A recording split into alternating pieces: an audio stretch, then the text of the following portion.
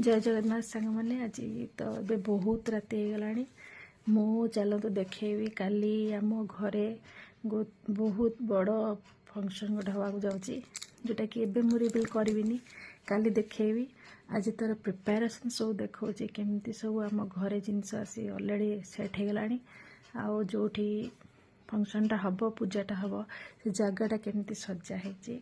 सब जिनस देखेबी। आ लास्ट को आमर नटखट गोलू कौन कर देखु सेटा भी देखेबी। चलते देखिए केमती प्रिपरेशन है